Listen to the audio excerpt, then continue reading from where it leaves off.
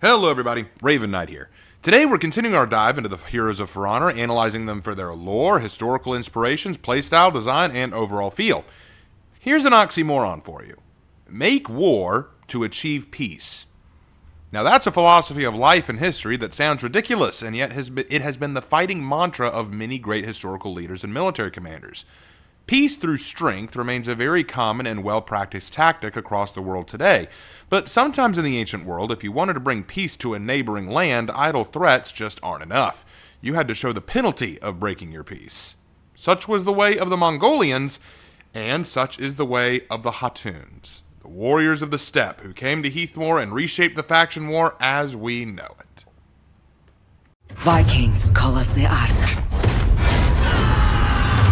The samurai speak of Koku. And the knights.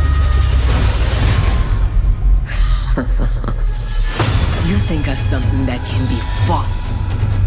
Ego. Darkness. Ally. Enemy. Call us what you want. Look upon us now. In the flesh. It's already too late.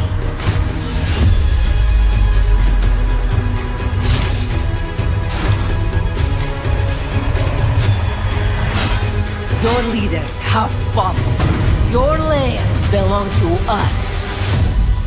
You lost. Behold my peace.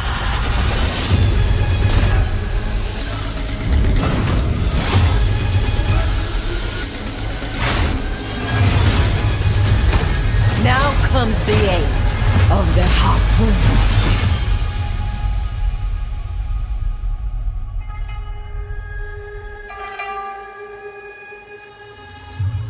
Now, far beyond the territories of Heathmoor are the Mongolians. These nomadic tribes of the arid plains keep to themselves, and as such, the people of Heathmoor see them as nothing more than savages, unworthy of note. However, during the days of the Blackstone Legion, the warlord Apollyon attacked and invaded the Mongolian lands to set an example, and in doing so she altered the way of the steppe forever. One young girl among them, a survivor named Gul'jin, never forgave or forgot the actions of Apollyon. The only survivor left of her tribe after Apollyon's brand of culling, she grew up into a cold and fierce civil beast. She began breaking and recruiting rival tribes and clans to her banner until she was the undisputed Khatun of the steppe. But her work wasn't done. She knows that Heathmoor remains a threat and a problem, and further, though Apollyon herself may be dead, her apostle Astria is poised to take over the land.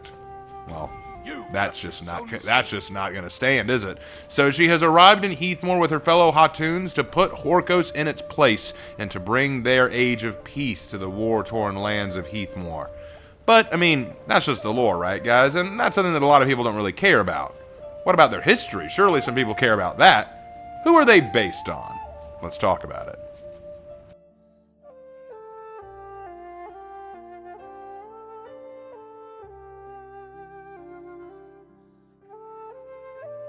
Now, if you want a full breakdown on the Khatun's historical counterparts, go check out my Heroes in History video where I go into a deep dive on the subject, but for now, I think it's pretty clear who they are. The Khatun's are heavily based on Mongolian warriors, particularly during the Mongolian Empire under Genghis Khan. In fact, Gul'jin herself could be seen as a female version of Genghis Khan. Both suffered as children at the hands of oppressive enemies, both unified the Mongolian people under their banner and revolutionized warfare among their people, both expanded their territory in the name of building a prosperous and peaceful empire, and both had a bone to pick with their neighbors. There are very clear and stark similarities between them. Further, if you look at just the Mongolian connection, the word Khatun is the female version of Khan. And further, it is not unheard of for Mongol women to have a hand in fighting, even if it is very rare. Mongolian women are taught early on about horseback riding and wrestling. In fact, there are noted Mongolian women of very high repute, such as Sorghaghtani Beki, the daughter-in-law to Hengist, who was instrumental in establishing and building the Yuan dynasty in China. Then you have Alahai Bekai, the third daughter of Genghis Khan, who ruled some of his territories while he was away and took revenge for the murder of her husband after a revolt in her territories, but still showed enough restraint that she didn't just outright destroy their enemies but kept them subjugated. Then, of course, there's the popular Khatun, who was regarded as a beautiful and strong warrior woman who was able to challenge even men in the art of wrestling. And there are plenty others that are unnamed. One of the big problems of looking into Mongolian women in war and in leadership is quite often these things are kept covered up or hidden by Mongolian historians. We only know about the few we do thanks to some Chinese and Arabic historians, but that's a story for another day.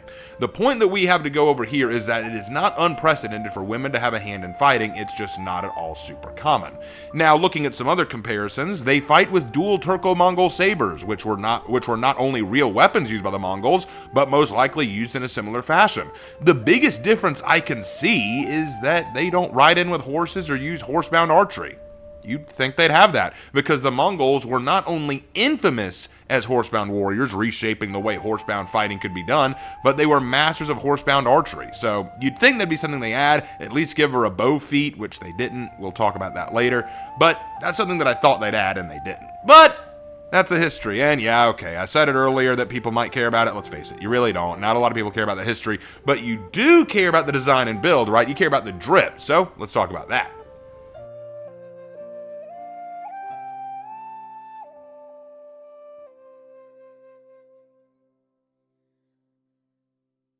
The Khatun designs are honestly really good, with the one exception of that one with the bird carcass hat.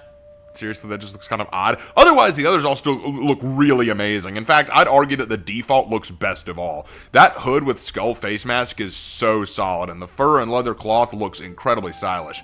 The biggest issue I think I have with the outfits overall is not even the outfits, but the blade design. They just look weird. They're not stylized like real steel or folded metal, but more like tin or weird cutouts. I almost felt like they just cut out some paper and made it into a sword. I feel like more effort could have been put into the blade designs. Also, the emotes, for the most part, they're fine, but a few are really weak. Like, there's this one where she's supposed to be roaring to the sky, and instead it just sounds like, ah, and it sounds really odd. I myself, when building Khatun, came up with 2 builds, and I'm working on a third. Honestly, because the first one was just so good, I didn't want to change it. The first one is Alahai, which all of you know by now. I really love her design. It's one that I'm very proud of, and I'm proud that I made her story.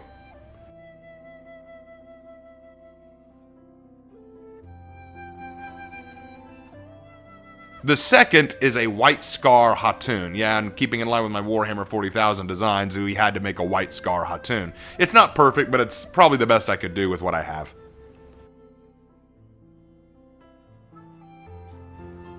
Now, with all that out of the way, that is going over her design, but let's take a minute to talk about the executions. Now, if you want the full breakdown of executions for Khatun, go check out the Executions Graded series where I break down all 4 of her executions. Unfortunately, Khatun has not gotten any new executions since her release, so she's only got 4 to look over. So, I mean, it's hard to pick a favorite or least favorite because I honestly like all of them, but if you really twisted my arm, my favorite execution for the Khatun would be the Balk Champion. The Balk Champion really works for me because not only is it a tie to Mongolian wrestling, but I just think it looks so funny. She puts away her swords and just opens up her arms like, come here, and then just get into this wrestle, takes him down, whips out her swords again, and then just impales him. That's just cool to me. I know it takes a while and it's not very efficient, but I just love that. I love that kind of, give me a hug, buddy, slam, and then impale him. I just love that. So that is why that one is my favorite. My least favorite, again, I love all of them, so please don't take this as me disliking it, but Ceaseless Onslaught is probably my least favorite. Purely because I think it just takes a little too long and some of the cuts look a little lazy. I would say that all of them in conjunction with each other could be deadly, but they just look a little lazy, like she's not putting a lot of effort into it. And I don't know, I feel like she could be putting a bit more effort into it. But like I said, it's not really that big of a deal. I do like this one. I like all 4 of her executions. I'm just waiting on her to get a 5th one now. But honestly, it's good. All of them are good. So again, check out the Executions Graded to hear the full details and rundown. But that is the executions and the design. So, let's be honest. You don't care about the lore. You don't care about the history. And some of you care about the drip. I know what you're really here for, though. The moveset, the playstyle. How do you use Khatun? Let's talk about it.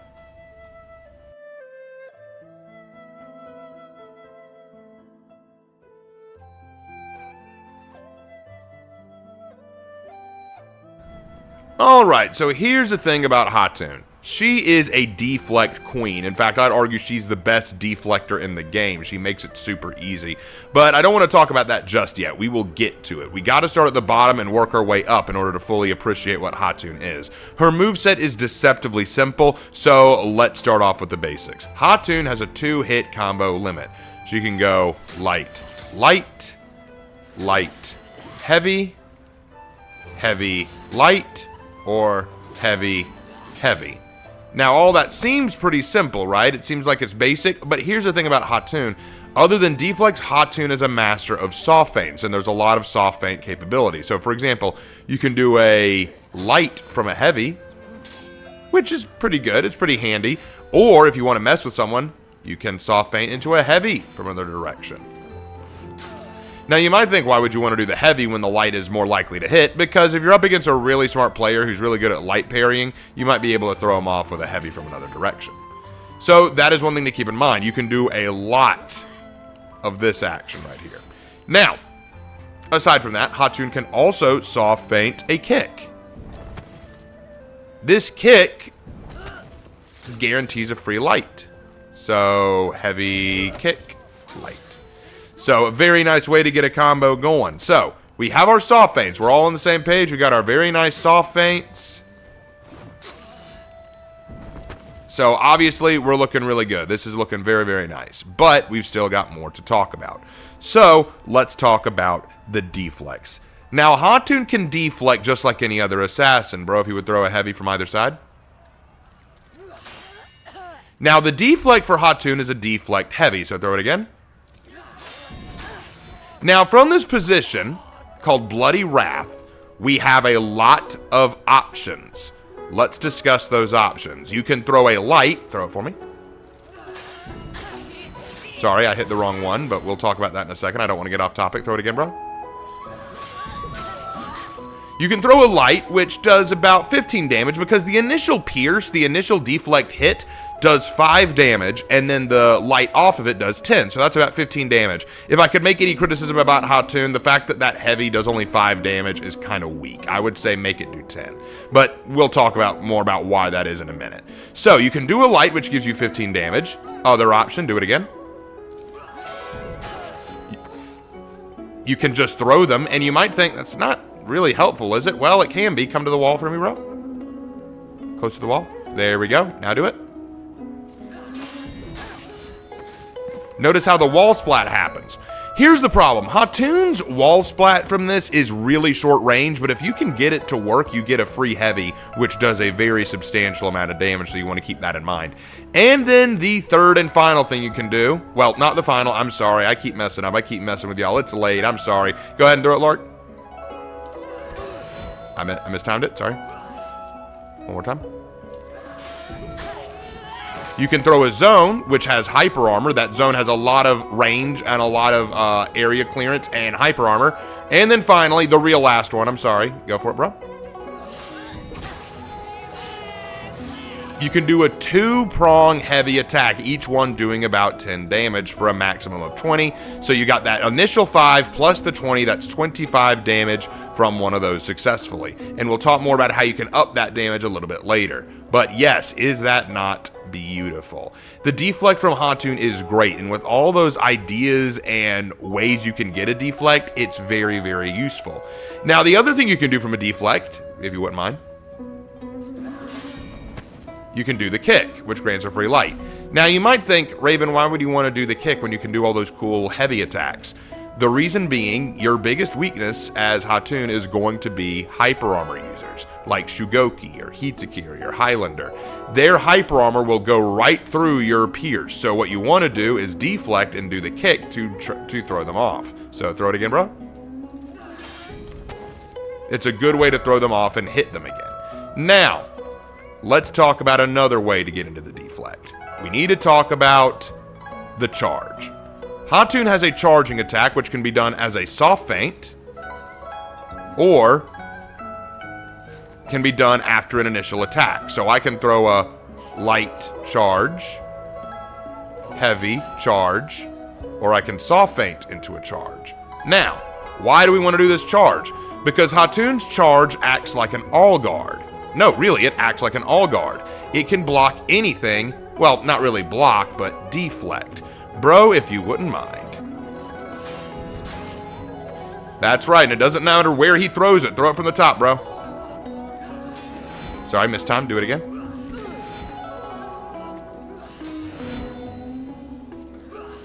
There we go. See, I have trouble deflecting top attacks, but with this charge, it does not matter. I'll be able to get it anyway. Now, the charge, the charge can deflect anything thrown at it, but even if nothing is deflected, I still have options. So I can do the charge into a piercing heavy, like we talked about earlier. I can do a charge into a very fast light attack from any direction.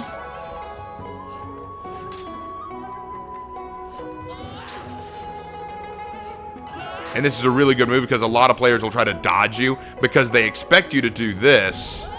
But a lot of players will try to dodge you. They won't expect the light attacks like that. But another thing you can do is you can do a dodge attack out of it. Watch this. That's right. You can do a dodge attack out of the charge. Let's do it again. It's a good way to catch someone who's trying to throw a light to interrupt you. Great way to do that. Or another thing you can do, and I love doing this, you can just cancel it. Because quite often what's going to happen is your biggest weakness here is going to be guard break vulnerability. And you want to make sure that you don't expose yourself too much to that. Also, you can time when you throw the light. So back up a little bit, Lark. Just a little bit. There you go. Perfect. So I can do it very fast, or I can hold it for a while. Variably timing it allows me to get different kind of results and mess with my opponent's head a little bit, which is very, very useful. Now, let's talk about that myth that I wanted to debunk. Just a second, we need to make a slight change. Lark, if you wouldn't mind turning your health back on. Let me know when you've done that. Good. All right, so I'm going to get Lark down to very low health real quick. This won't take long. Because I want to prove something. A lot of people have tried to tell me that if I want to get an execution easy, because my biggest complaint, one of my biggest complaints with Khatun's moveset is you cannot get a execution off of the typical method that I talked about. So remember this method? You can't get an execution off of that. The only way you can get an execution off of that is if you do it with the initial 5 damage pin. You need to get the kill on the Bloody Wrath, which again is 5 damage. That's incredibly difficult to do. So I said it's very hard to get an execution off that, making it very hard to get Khatun's execution. Now, a lot of people have told me, no, it's easy. Just when you get them in the pin, do the zone attack instead. That's not true, and I'll show you why. The reason you think that is because in the guard break, I can do this and guarantee it, but I don't get the execution. However, when he comes back, let's get him down to low health again. Hold on.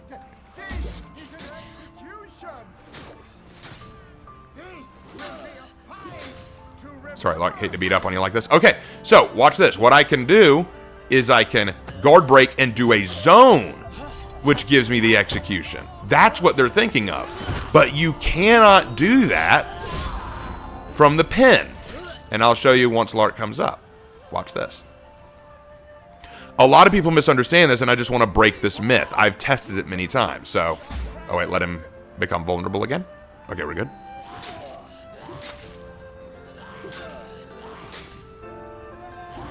All right, so watch this.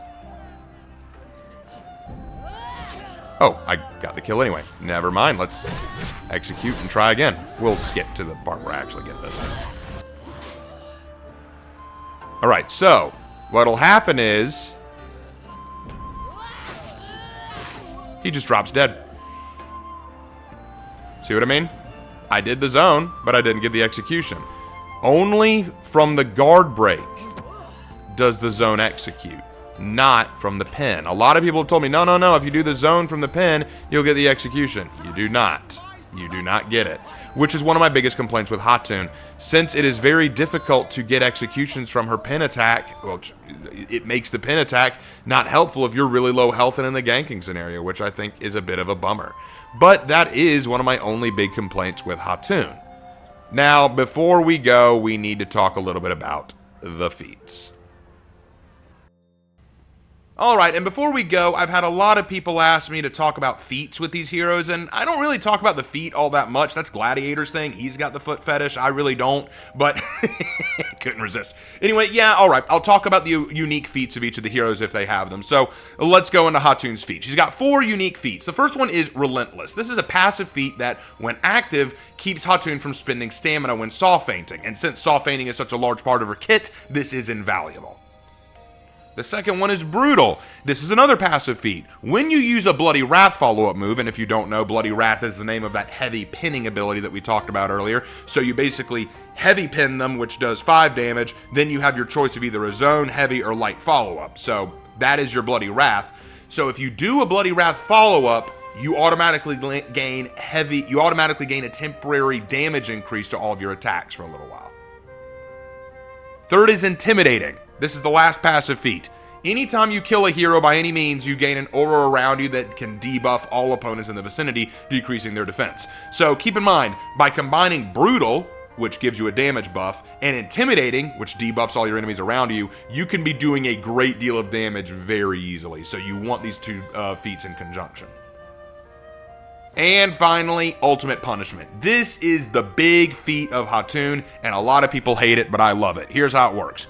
By pressing the 4th feat button, you can perform a 400 millisecond stab, which not only does 20 damage on impact, but also acts like a Bloody Wrath, meaning you can use it for follow-ups. Now, you might be thinking, 400 milliseconds? How fast is that? That is faster than some light attacks. It is an incredibly fast attack, very hard to parry, very hard to defend against. You can parry against it, you can dodge it, but it will be very, very, very difficult. Now, ready to do a little bit of math with me? I hate math too, but let's do a little bit of math. If you do a heavy follow-up to a Bloody Wrath, you'll usually do about 20 damage.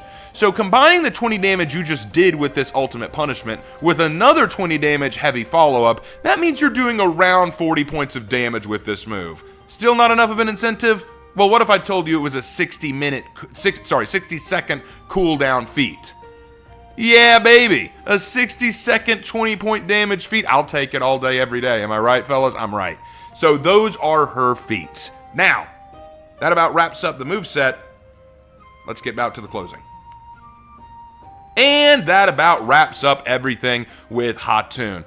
So, what do you guys think about Khatun? I personally love her. In fact, it's kind of funny. She's a character that I really fell in love with after playing her, and a lot of people have said that I'm a secret Khatun main. I'm not going to go that far to say that I'm a Khatun main. I do love playing her. She's a lot of fun, and I've had a lot of success with her, and I really love the story I wrote for Alahai. Between the last 2 Outlanders, Khatun and Virtuosa, I definitely prefer Alahai to Virtuosa, because I think with the Khatun, the big issue I have, the only issue I have, is that they struggle against hyper armor using heroes like Shugoki and Hitakiri and Highlander and characters like those, because hyper armor can go through a lot of their stabbing abilities. They do have a counter in their kick, which again we talked about, but I think that they're still really strong, and not so strong that they're OP, but just strong enough to make them viable. I really enjoy playing them. If you play a Khatun right, you can be a menace on the battlefield, and if you don't play them right, you're gonna find yourself dying a lot, and I do mean